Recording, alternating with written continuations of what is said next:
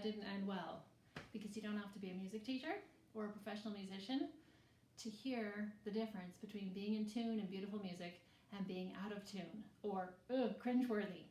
So this lesson is about listening, because if you're a better listener, you're going to be a better musician and a better human.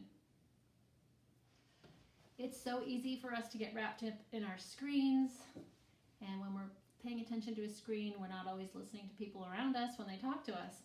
Makes it harder to be a good listener.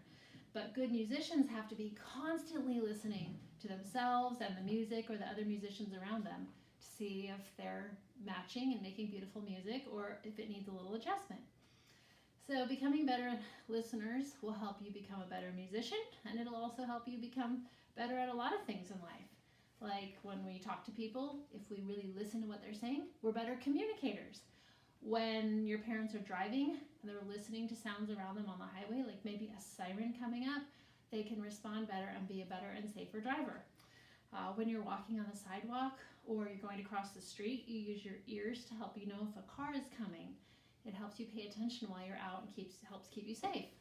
And when you're in nature, if you're listening, it helps make your experience out of nature that much better. You can hear the wind in the trees or the water that's coming up in our rising river right now, or the birds or the animals around you, or insects. So this assignment this week is going to help you become a better listener. And I started my morning bright and early by going out to make you a couple videos of things that I can hear in my yard early in the morning.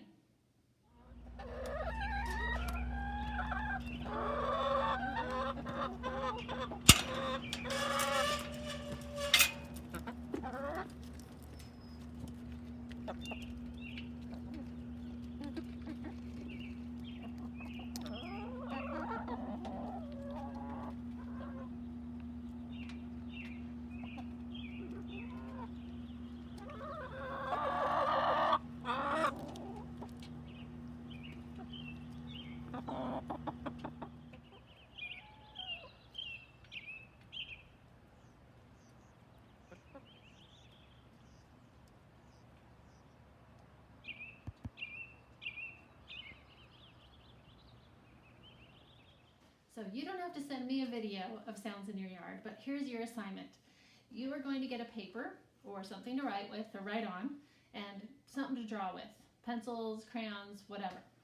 Then go outside, but be sure and ask a grown-up first or tell them what you're doing so they won't be wondering where you disappeared to.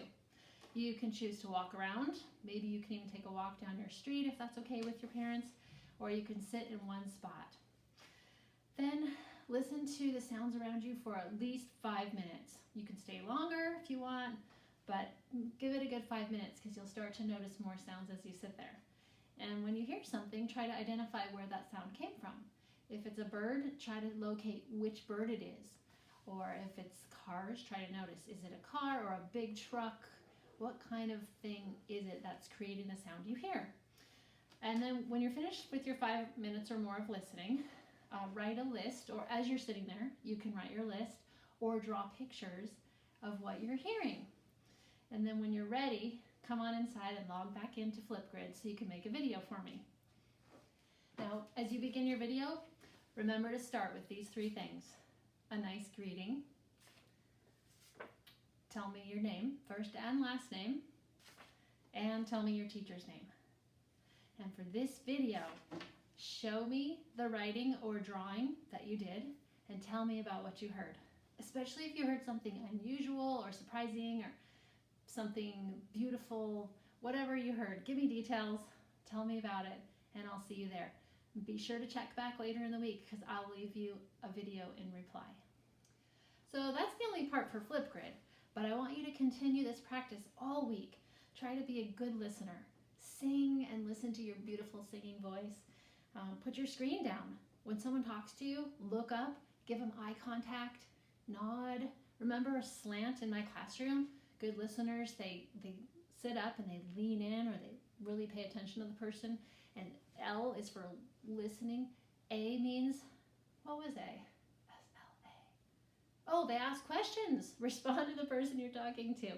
And N stands for nod, because you're listening to that person, or you can do other body language, like, oh yeah, I get it, mm-hmm. And T means track with your eyes. That's the part about eye contact. So put your screen down and talk to people in your family, and then listen to what they have to say also. And finally, go outside a lot. Listen to the sounds around you. See if your neighborhood becomes any different when you're really listening to that. Well, if this was just a taste of music and you want more, you can go to my YouTube channel, 101 Music Fun. You can click on the link below here, and where it says playlists, click on that, and you should probably start with the playlist called Spring 2020 3rd Grade, and you'll find a lot more videos that I made just for you. All the videos on my YouTube channel are kid friendly. Hope to see you there, but I'll see you back here on Flipgrid next week too.